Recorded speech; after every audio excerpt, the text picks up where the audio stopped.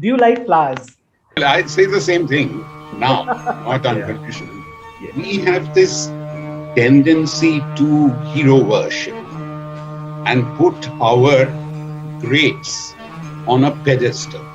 Negative criticism of Rai has certainly not happened in our country. He was not keeping up with the times, that he was not uh, dealing with the contemporary political reality. Mrinal Sen, who was always, uh, in a way, experimental, he was the first to adopt it in his own work. He's almost Ridiculous. ridiculed them, ridiculed their application in Indian cinema. At the end of the day, he was an intensely practical man. Resist the temptation of getting nostalgic. Resist the temptation of saying, "Oh, things were so much better when we were younger." Oh, I went up to him and he said, "Ki, very cool, oh, that was all." I was feeling like sinking into the ground. He said, "Oh, namaskar, আমার নাম Utpal Dutta." So what was I to say to that? What if we ask you the same question with Siddhartha faced in the interview? Standing today, what do you consider the most outstanding event of the last decade in the world? Oh dear, no, that's not an easy one.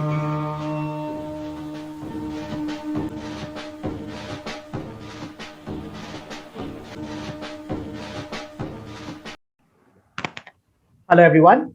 Welcome to another video of Filmkopath.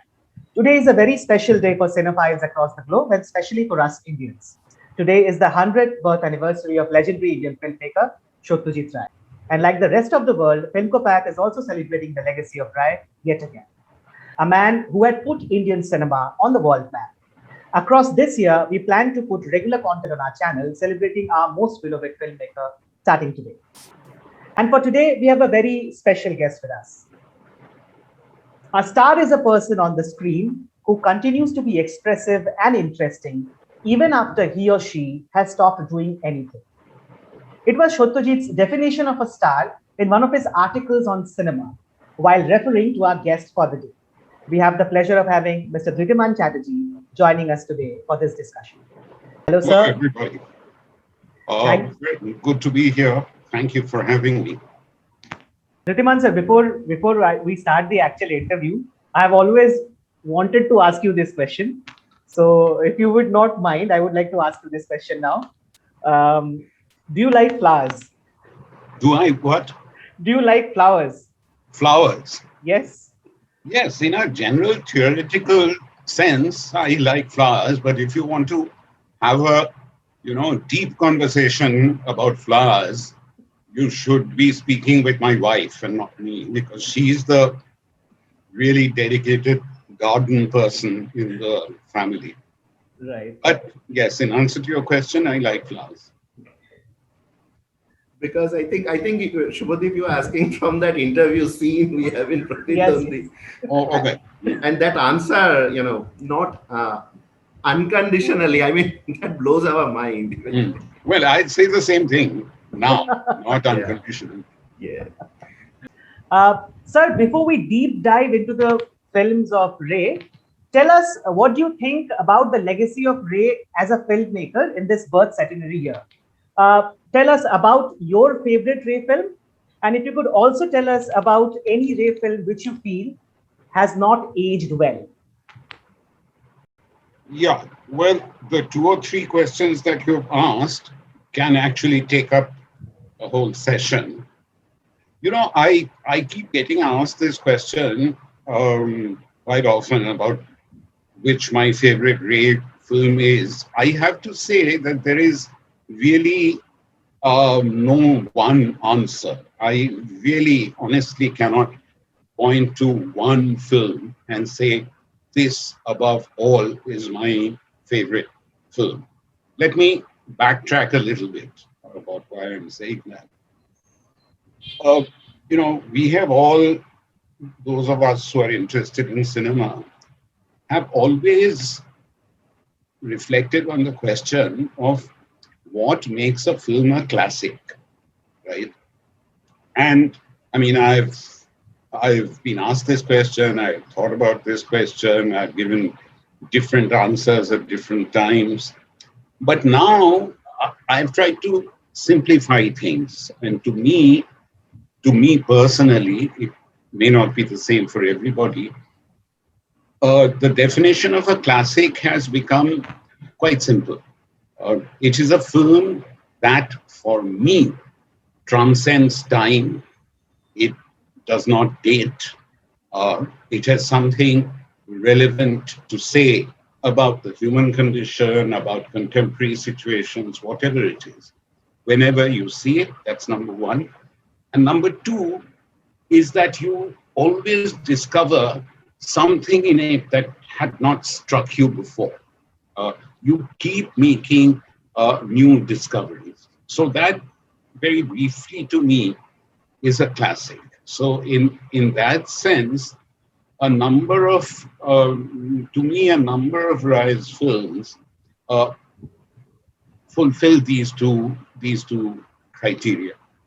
So therefore, as I said before, I'm repeating myself, there is no one film which I can say is my favorite Rai film.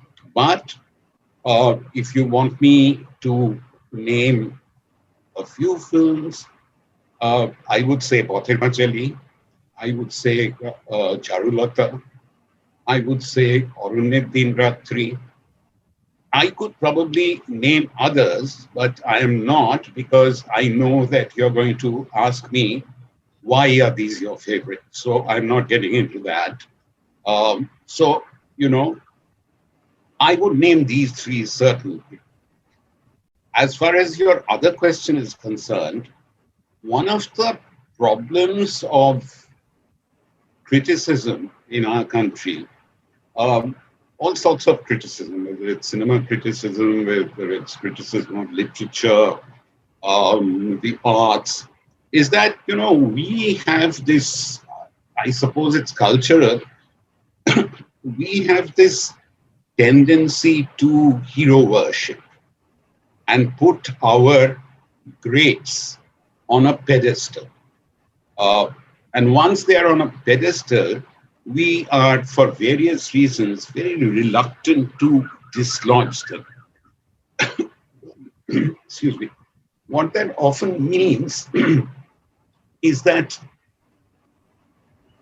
re-evaluation suffers. Looking at works of art, whether it's cinema, whether it's literature, looking at these things in a new light, reassessing them, pointing out their weaknesses, pointing out their flaws, we never do that.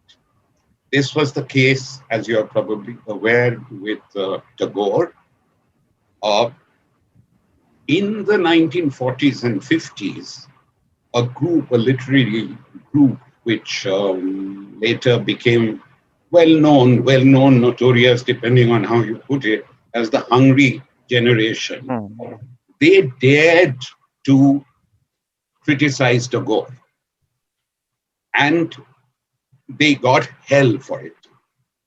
So I'm sure you are aware that negative criticism of Rai has certainly not happened in our country. There have been scholarly works from departments of cinema in universities and so forth, which have tried to objectively evaluate or analyze Rai's films, but that's about it. So therefore, in answer to your question, for example, when I look at it now, to me, Kanchenjunga looks a little stilted. The stylization, which Rai deliberately tried, and it was very courageous of him to have tried it. But that stylization to me now sometimes looks a bit forced, a bit, if I can dare to use the word, a bit affected. So that's one example. John Orunno, which is part of the Calcutta trilogy, has always been a very favorite film of mine because it's really dark. I mean, very few of Rai's films are dark and black, but John Orunno is. It's almost as if there is no hope left.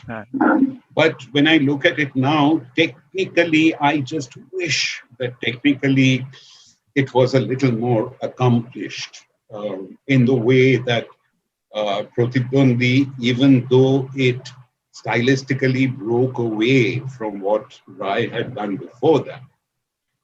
But stylistically, it was very accomplished.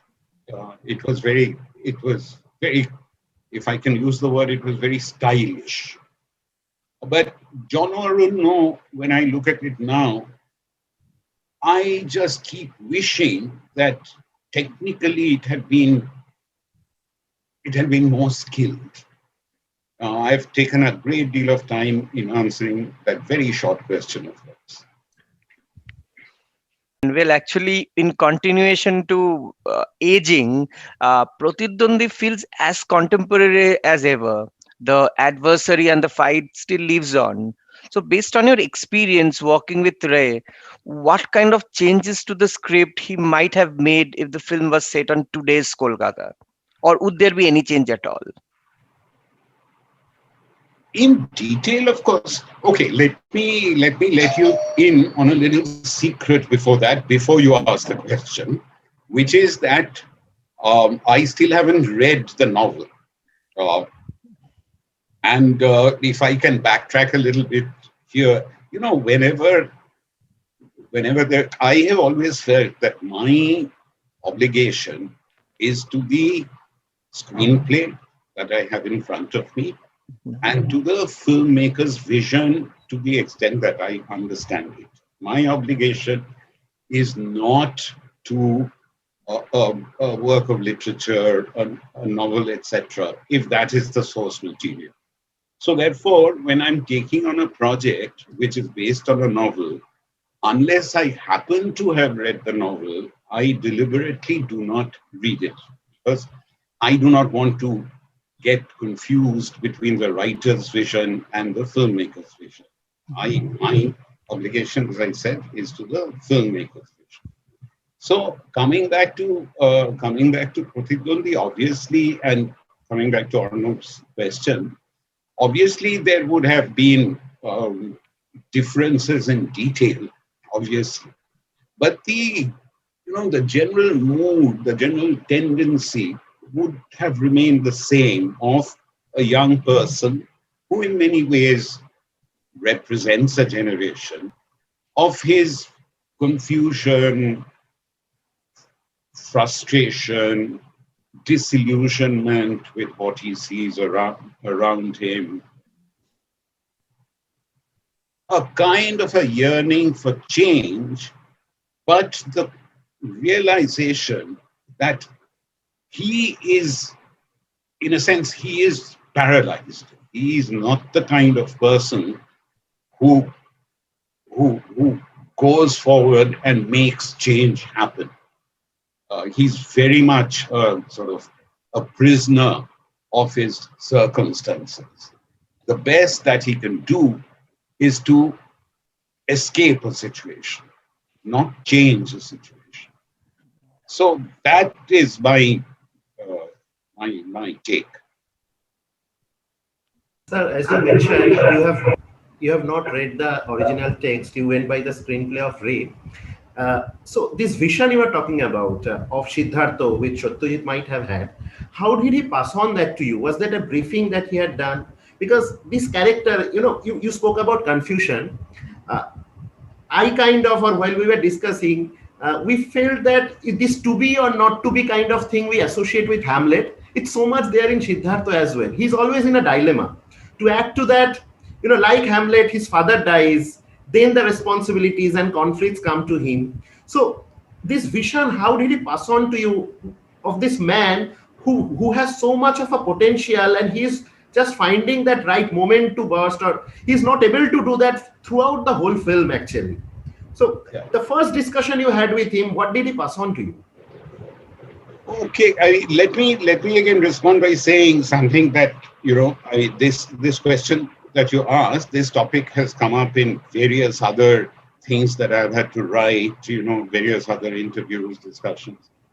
Rai was not one for a great deal of analysis and discussion and so forth. The way he normally worked was to finish his screenplay, get everybody together, and everybody meant his units, cinematographer, assistants, actors, get everybody together and do a really lively reading of the screenplay, which he would do himself. And that reading normally was so animated that that it, just that reading conveyed a lot. I mean, if that reading did not convey anything to you, then you had no business being part of that film. So, that was it. There were no, unlike what happens these days, some of which I am not really quite able to understand. I mean, I suppose you could call me old-fashioned. A lot of stuff that happens these days, like acting workshops, and I mean, I'm not doing down acting workshops. I'm sure they have their place, but things like acting workshops and huge analysis, reading up, dissecting a screenplay. He wasn't one for all of that. His methods were quite simple. When he read the screenplay, you got a copy of the screenplay, you got a chance to study it. If you had questions, you went back to him, but otherwise off you go. Shooting would begin, and whatever happened would happen on the sets. So that was the way it worked in Pratidwandi as well. So there are so many scenes of you walking across the streets in the film and you observing others. There are so many films where people are sitting in front of you, you are observing, be the interview or be when you go to the sister's boss's home and all of that. And in the different scenes, we kind of see in your facial expression or the body language, there are some changes. It's not like the interview scene and the boss's house, they are not same. So all this came organically to you, like from a young man belonging to that time and place? Yeah, I would have to say yes. You see, another thing we have to remember is that, in a sense, I was very familiar with Siddhartha, in the sense that, same sort of background. Fortunately, I was not unemployed. I had a job, so I was earning an income at the time I did Siddhartha. But otherwise, sort of family background, educational background, average middle class background. There I was. College background was again very similar. I mean, the college that I went to, the friends that I had, some of them were getting to be part of the extreme left movement that was starting up at that time. So I felt that it was a world I knew. The one of the scenes that is talked about a great deal, which is the interview scene, the references to Vietnam. Of course, it was written. That scene was written very masterfully. But it was something that I believed. It was something with which ideologically and politically I identified with absolutely. So therefore, these changes in facial expression, changes in attitude that you talk about, they did happen quite normally, quite organically. That interview scene you mentioned, it's one of the iconic scenes we have in our cinema, I would say. But I wanted to talk about a few other scenes. So the initial, first few frames of the film, it's in X-ray negatives. And then that comes back when you are in this, your friend takes you to this place where this lady is there and she lights up a cigarette, smokes at your face. And again, there are some extra negatives in a surreal dream sequence. That's So right. this use of extra negatives, so we have not seen that before in rape. So what do you think? What was the thought process in getting that? Well, I am not about to get into what. All I can say is this, again, backtracking a little bit. Pratidwandi, stylistically for Rai was as we know, was a departure. Uh, a lot of things, handheld shots, uh, freezes, jump cuts. Uh, Technically, things that we had been introduced to, really speaking, those of us who were interested in cinema, technically, and who followed world cinema to the extent that it was possible. I mean, of course, we are talking about the 1950s, 1960s. It was much more difficult to follow, to keep track of international cinema than it is now. But the French New Wave, for example, we first saw in Kolkata in a film society package, if I remember correctly, around in the mid 60s, around 1964, 65. And that was a revelation to a lot of us, this new kind of style, literally this new wave. And as you know, Mrinal Sen, who was always, in a way, experimental, he was the first to adopt it in his own work. Rai was sticking to his own narrative style. He suddenly made a change in Pratidwandi. Again, I have not talked to him. We have discussed various things at various times, but I have never talked to him about this specifically. But, it is said that one of the criticisms of Rai at that time, some of it said, some of it unsaid, was that he was not keeping up with the times, that he was not dealing with the contemporary political reality, that he was not dealing with new stylistic changes in cinema. And it is said, again, don't ask me whether I believe in it or not, but it is said that Pratidwandi was a response to these criticisms. That, I mean, he wasn't saying, "Look, I can do it also," but he was using using techniques which he had not used before and blending them into his work. I don't know how many of you are familiar, but I wanted to show all of you this book, which was published by Seeger. It's edited by Moinak Bishash, the film scholar. It's called Opu and After, Revisiting Rai's Cinema, which Seeger published in, let's see, when was it published? Yes, in 2006. It's anybody who's interested in Rai's cinema and, the re-evaluation, looking again at Rai's cinema issue that we were talking about a while earlier, to a person like that, it's a very valuable book. It's a book worth reading. And there's an essay in it called In the City by Supriya Chaudhuri, who, as you know, is an academician and a very well-respected English scholar. And In the City gives you a lot of very interesting insights into Pratidwandi. And this whole thing that I was talking about a little while ago of Rai probably responding to little whispers, unsaid bits of criticism about his work till then in Pratidwandi.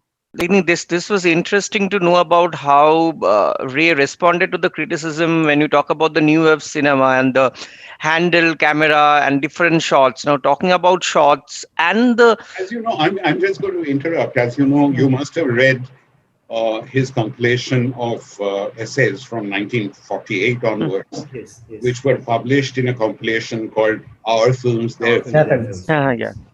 There, he has been sometimes quite dismissive of new wave techniques and so on. Yeah. As you know, he's almost ridiculed them, ridiculed their application in Indian cinema.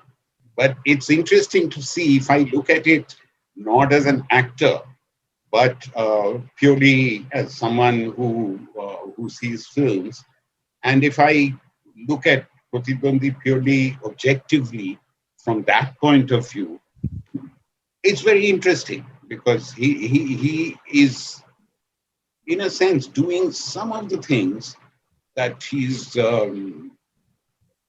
criticized in others. Thanks, you brought up the our films and their films. I read that book quite a long back. I think it's almost a decade back. I remember one thing particularly when he says that the way human emotion is depicted in their films is something is very raw and real, which we can't do in our films.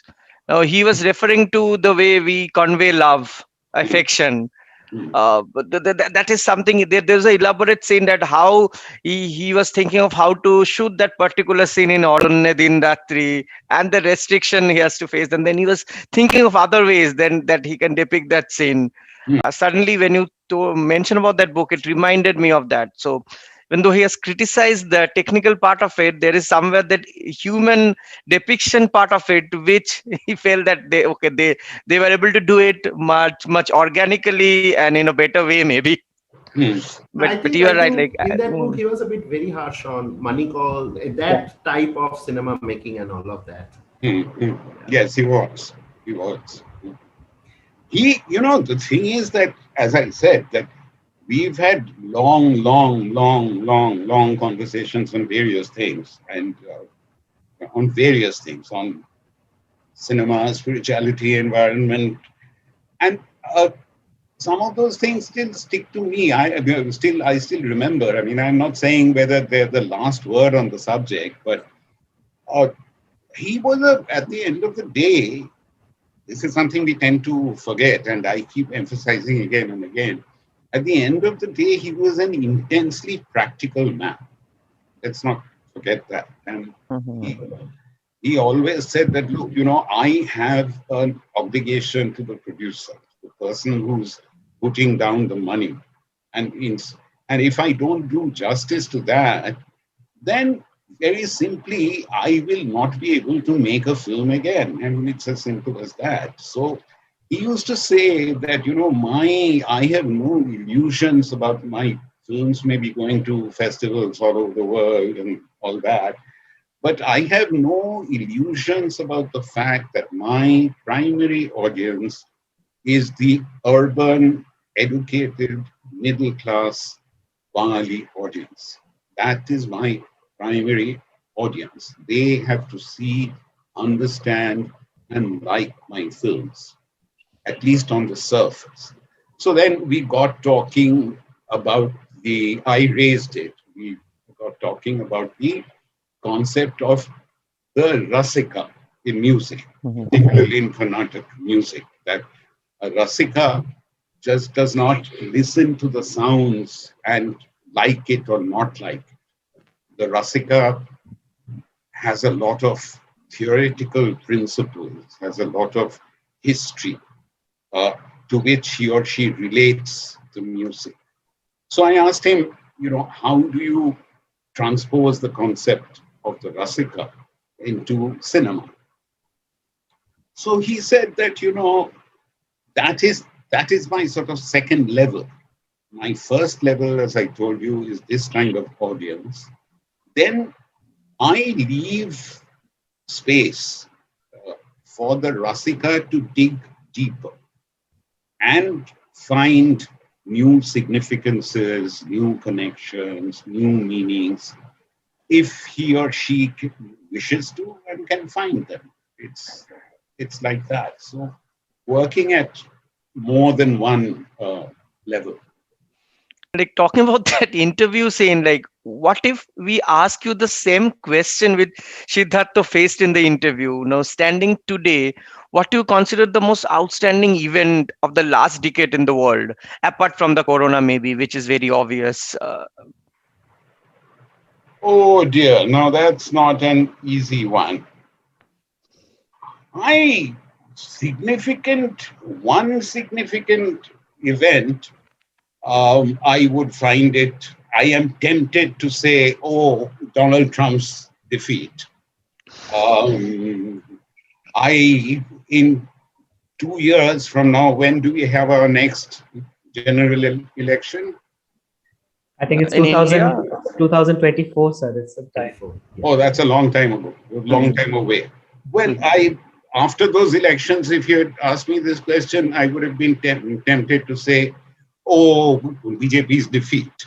But that is a long, but seriously, I would say that the most courageous thing in our times has been the resistance to environmental degradation and to the very destructive capitalist and corporate forces at work. People who are, in spite of a lot of pressure, are able to build and maintain these resistances. Those to me are hopeful indications for the future. Thank you so much for that, sir. So, sir, you have actually worked in two Calcutta trilogies. One by, as you mentioned, you talked about Mrinal Sen, also you talked about Rai. And you worked in both of them. And a few moments ago, you were mentioning that if you watch it as a common man and not as an actor, if you watch both of these works, do you think that those works of Rai and Sen affected the people at that time? Affected the people? Was there any consequence to it? Though both of them were great films, I'm not saying that. What I'm saying is, do you think those films were able to affect the conscience of the people? Did they affect the common mass? Or rather, the bigger question would be, leading from this, is that do you think cinema actually affects human beings in the way they conduct themselves or behave or act? Yeah. Okay, again, let me start with an anecdote. One of the things about getting older is that you build up a whole archive of anecdotes. Mrinal had once told me he met Cesar Zavattini, who was one of the,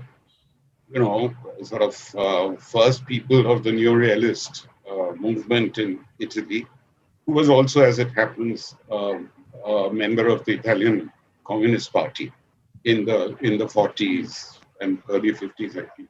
He said Zavattini had told me that cinema doesn't change the world. I have no illusions about that. Cinema does not change the world. Similarly, I really sort of miss those days, the old days in which people discuss things more. Unfortunately, these days we are so obsessed with our WhatsApp messages that we don't find the time to sit down and discuss. We used to have these long sessions in, and I'm talking about the 70s in Shyam Benegal's house, where people like Vijay Tendulkar and so forth used to be. And Shyam used to say that, again, on the same topic, in a sense, Shyam used to say there are two kinds of changes. One is attitudinal change and the other is behavioral change. The most cinema can hope to achieve is some kind of attitudinal change. Cinema does not, behavioral change does not come from cinema.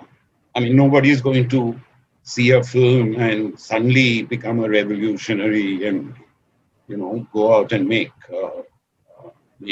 revolution. So again, coming back to what you were talking about, Mrinal Sen's films, Satyajit Ray's films, what used to happen in those days, particularly in the Calcutta kind of phase, interview, Pratidwandi, the other films, Calcutta 9, Padatik, etc., was that there was an intense amount of coffee house, university discussion used to go on. There were camps, pro Rai camps, pro Mrinal Sen camps. I don't know whether it ended in anything permanent or anything productive and permanent, but at least there was that discussion. People used to think about those things. That in itself, I think, was valuable. I don't know. Again, as you grow older, you tend to say that, oh, things were so much more golden in our time. I don't want to say that, but by no means do I want to say that. Because there again, Rinalda had once told me some piece of advice I always try to follow. He'd once said that, resist the temptation of getting nostalgic. Resist the temptation of saying, oh, things were so much better when we were younger. Because if that is true, that things were so much better, then how come things have gotten so much worse? I mean, after all, it is all of you people who were young at one time who are responsible for the way things are now. So resist that temptation. So I don't want to get nostalgic. I don't want to say that we used to think much deeper and discuss more than we do now. But somehow it seems to me that reflection is something that I don't know, do not get the time to do these days as much as we probably should. Because things are, if you think about it socially and politically, things are very turbulent now. They're at least as turbulent as they used to be. I mean, the 60s were very turbulent times in Bengal and Calcutta. But if you see what is happening around you, then, the second decade of this century, the third decade of this century, is at least as turbulent. Right. So whenever we have, watched other interviews of you, or we have read your interviews, we have heard you talk about Mrinal Sen and Satyajit Ray for sure. One director and one work I am very, very fond of, and a very underrated person is Nabyendu Chatterjee and your film Shorisri. But we have never heard you talking about him and that work, your experience much. If you could just share that. Yeah, well, the reason that I've not talked about it is very simple, which is that I've never been asked about it. He was one of these filmmakers who never quite made it to the top ranks, as it were. Nabyendu was ideologically a very committed person. He was a person of the left. He had a kind of courage in him to take up very difficult properties from literature. He had that quality of trying to challenge himself. But again, since today we are all being frank and bearing our hearts, I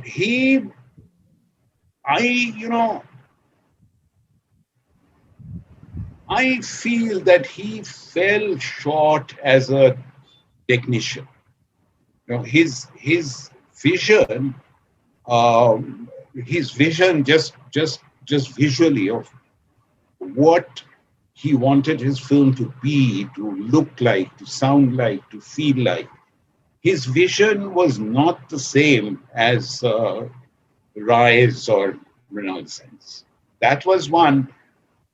The other thing was that even with Shorisri, before we began the film, he had talked of a lot of things, that whole sequence at the end when the kite flies over the Sundarbans. Right. We were actually supposed to go and shoot in the Sundarbans. But obviously, his was the kind of cinema that it was not easy to fund because it was minority cinema. So he had to work, and he didn't have the kind of reputation that Ryan Sen had.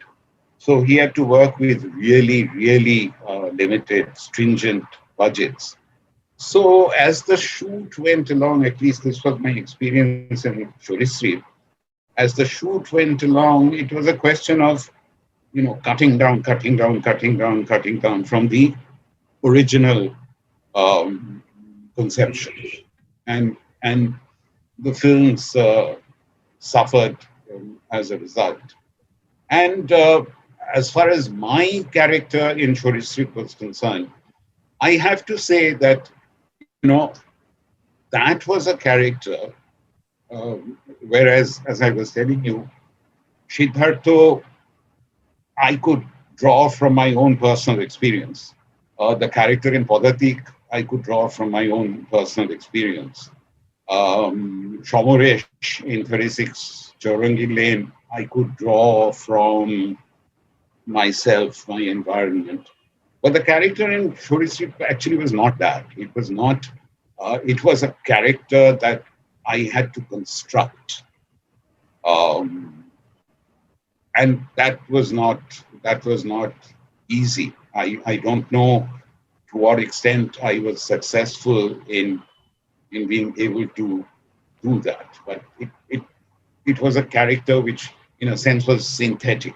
It was a character to which I and the director jointly had to sort of breathe life into the character. But how successfully, unsuccessfully, I don't know. Very successful, sir, because we remember that character. It's so different a film. Even though at that time Bengali cinema was, pretty much ahead of any other industry, but it was so unique even in that context. Another one, sir, I have heard you saying, I think in the Guftago interview, that there's this one role which you in your life only requested for, that is the role in Akale Shandhane, the movie director. So what was that role that fascinated you so much that you were so eager to work on that one? Two or three things. First of all, Akal was developed from a fragment of a story that Mrinal's friend Amulendu Chakraborty was writing at the time. It wasn't even a complete story. And at that time, Mrinal and I used to live fairly close to sort of walking distance. So I used to drop in all the time. And he was a very open kind of, person, what we call in Bangla, almost an Ardawaj kind of person. So it was possible to just drop in and engage. So, the development of Akal, that I'm thinking about this, it's very interesting. What if we do it like this? And shall I cast such and such, or shall I cast such and, all of that was going on. So even though he had not said so specifically, I had, perhaps it was not right of me to do it, but I had developed a kind of ownership to the property. I had sort of started feeling that this is mine. So when there was talk of who shall I cast, I said to myself, what is going on? I mean, who shall I cast? So then I had to tell him, look, you're not going to cast anybody else, you're going to cast me. Otherwise, I'm not going to come and visit you anymore. I didn't say that, but, that you must have felt. So that's how it. And you ask why? Why? Because, it was a film about film. So that was that was the environment in which I was as an actor, and also in the other professional work that I was doing. I was making films, not feature films, but documentaries. I was working in advertising. So cinema was part of my everyday life. So there was that. I could see that it was going to be a very interesting film. And then, of course, the prospect of working with Smita, particularly, and other actors whose work I admire. So all of these things. Well, coming back to Ray, let's talk about Ganashatru and Agantuk, like the two films where you became a real adversary to the protagonist. Like we know that Ray was not well during those movies, and most of the shots were indoor. So, did he adjust in terms of filmmaking process for these later phase films, which might have been limited to an extent due to his health conditions? Yes, yes. The short answer is yes. I mean, Ganashatru he was making after a long layoff because of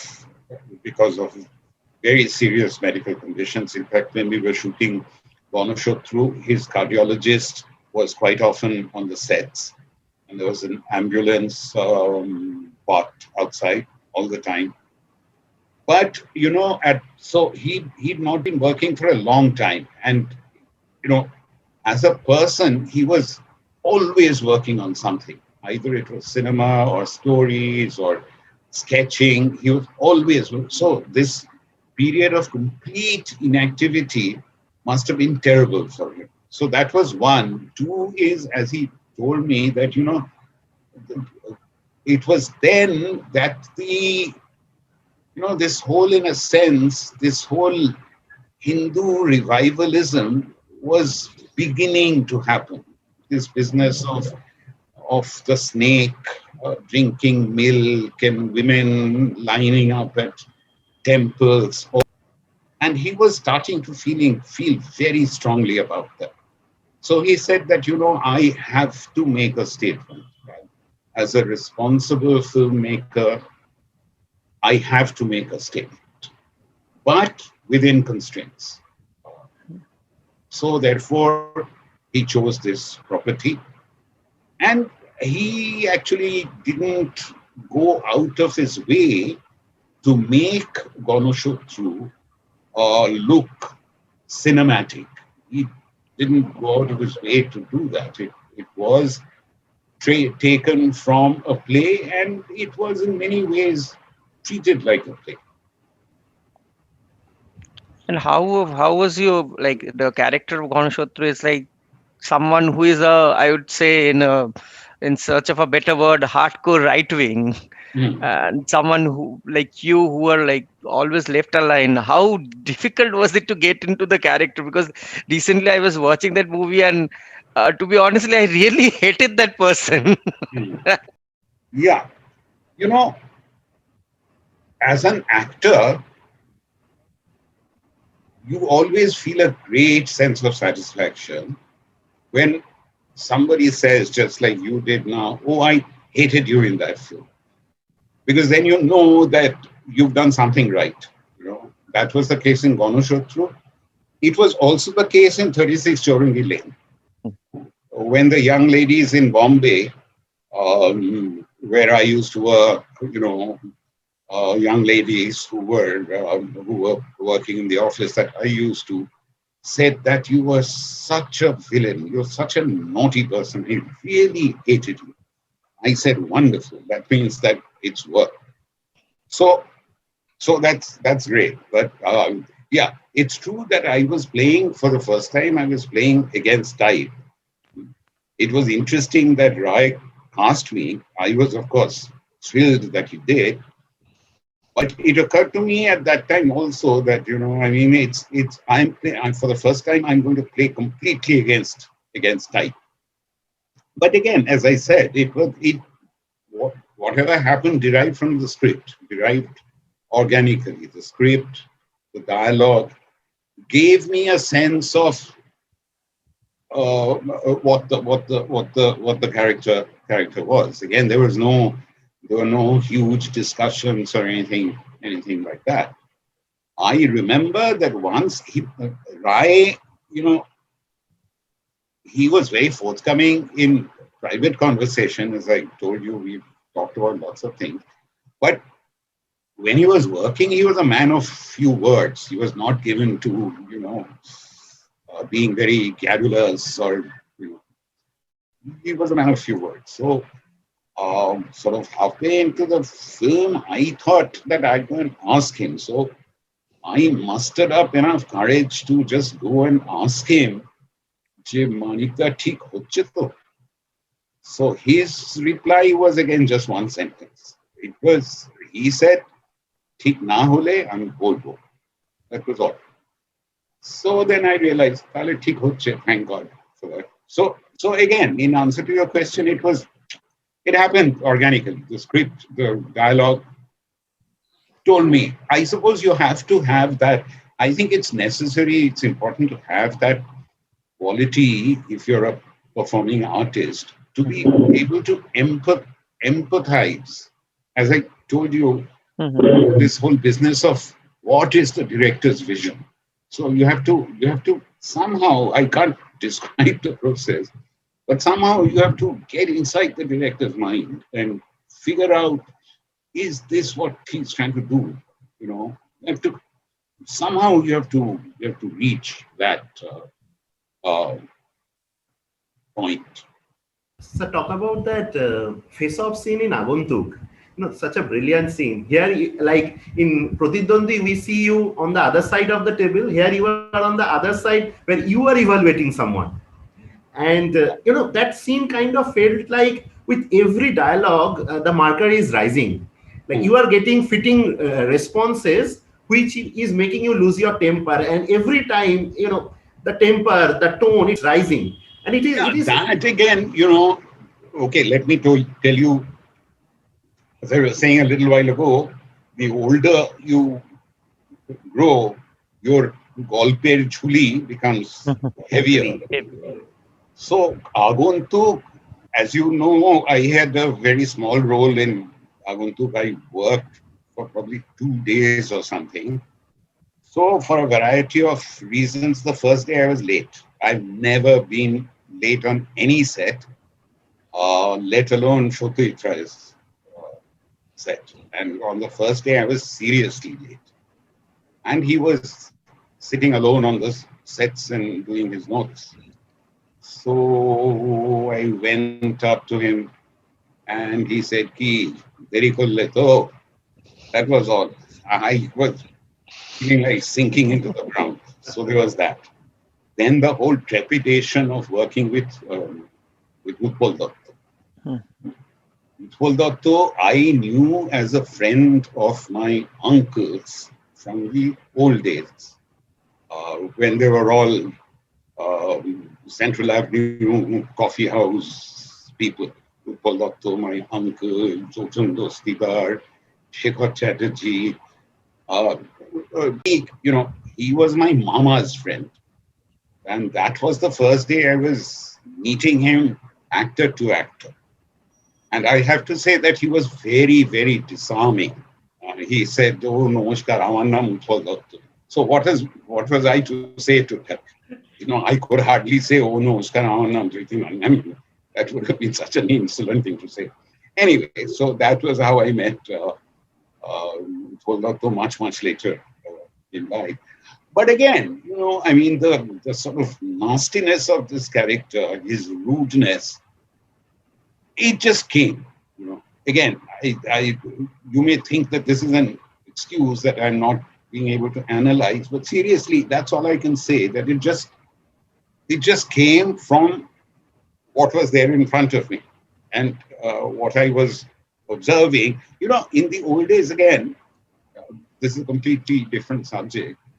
But on Rai's films, particularly on Mrinal's films as well, we actors, we normally used to hang around the sets, even when our shot was not there, to see what other people.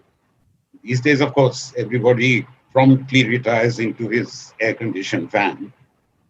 which still seems kind of weird to me. But in those days, of course, there was no air-conditioned fan to start with. Ganashatru, for example, I know I'm digressing, but I can't help it. Ganashatru, for example, Shomitra, Shubhendu, Deepankar, and me in one leaky, big makeup room in the old Indrapuri studios. So again, Agantuk, even when I didn't have a shot, I was looking at Utpal Babu and Momota and Deepankar and getting a sense of, what the whole mood was, because that is very important. Finally, you can analyze and intellectualize and so forth. But finally, again, acting is also a very practical thing. There is this atmosphere, which is a slightly affluent, literate, but Bengali middle-class household, right? With conventional values into which this outsider has come. And there is you who is the other outsider, the other intruder. So what do you do to disrupt that atmosphere? Really, that is your job as an actor. You leave aside all the dialogue and character analysis and all that. But there, in that scene, on the spot, that is what you have to do. Now, how do you do that? In your dialogue delivery, in your gestures, in your body language, how do you do that? That is what you have to figure out. And that figuring out becomes a little bit easier if you're there observing what other people are doing, what kind of mood is getting built in the scene. I don't know, sir. I have observed this, see in a Pratidwandi or in Padatik, where you are playing the protagonist kind of a character. In that scenes where you will sit with your legs crisscrossed and you talk to the person, you watch them in the eyes. While you are playing Ganashatru or you are playing Agantuk, you will sit in the same kind of a posture, but you will not look at that character, yet give the most, tricky or the most taunting kind of a comment. I have seen this. Right at the moment, I just noticed, even now I've got my legs crossed. Yeah. That is something we have seen. I have personally seen in film after film that posture itself talk a lot about the character whenever you play that. Mm-hmm. I think that comes organically, but that's just something I have noticed. Yeah, well, organically is a big word to use. I would say instinctively, spontaneously, whatever you want to call it. Yeah. We were talking about this business of getting the sense of the scene, feeling the moment and all that. Sanjay Leela Bansali, he had a word which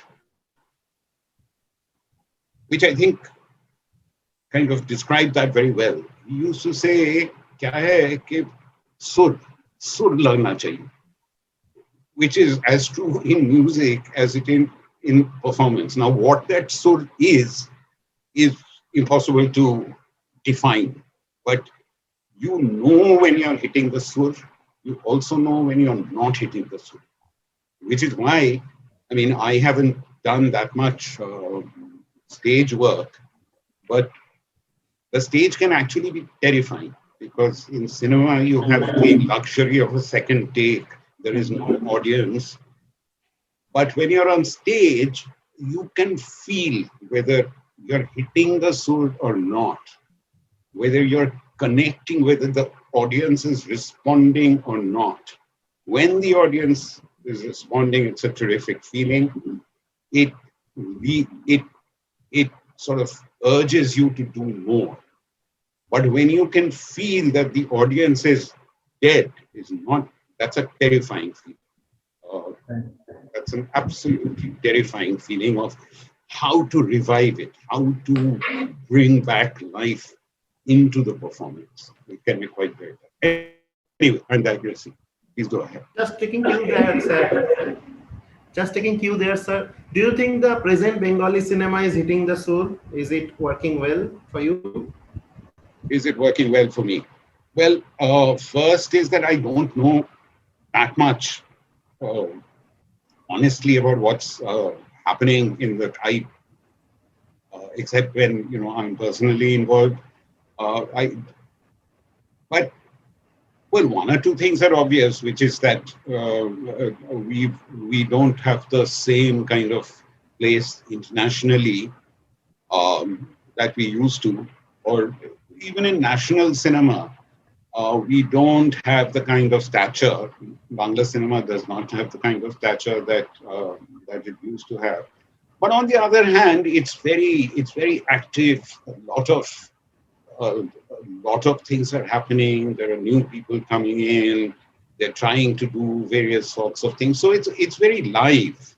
Where all that liveliness is going, it's not for me to answer. But what I kind of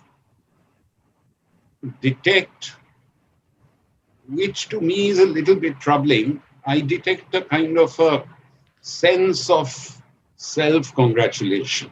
You know what I mean? That, we are the greatest in the world. There's nobody better than us. We are going great guns. That, I think, a little more reflection, a little more self-criticism is needed. I would like to ask from you before we let you go finally that can you give us two recommendations, two movie recommendations and two book recommendations which you have read in the current times and which has impressed you a lot and which you'd like to share with us and our viewers?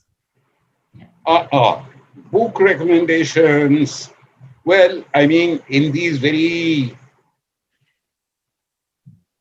overall boring times, homebound and so forth, I am sorry to have to confess that I have been reading very little serious fiction. I mean, most of the reading I do, serious reading, serious in quotes reading, I do these days is in anthropology and history, some fiction.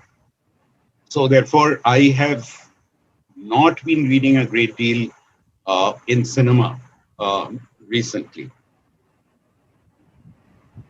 Watching films, again, one is obviously confined to, confined to seeing whatever films one can see at home. So therefore, the OTT channels, Netflix, and so on. One film, let me look for it. One film that I saw recently, which was terrific, is, let me look for it. Yeah, I don't know. I'm sure you're familiar with Charlie Kaufman. I don't know whether you've seen I'm Thinking of Ending Things. That is a really extraordinary film. Really extraordinary film.